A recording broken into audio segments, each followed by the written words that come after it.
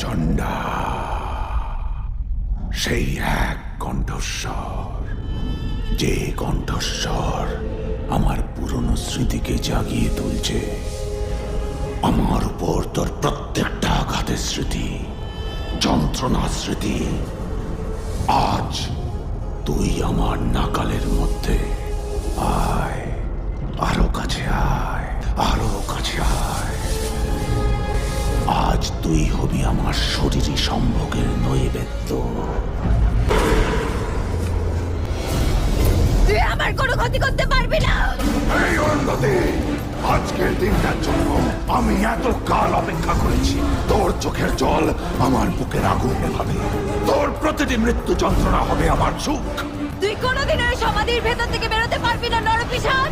যুগ যুগ ধরে থেকে পড়ে থাকতে হবে ওই অন্ধকার কূপে। আমি বেরোবো আজ, এই মুহূর্তে।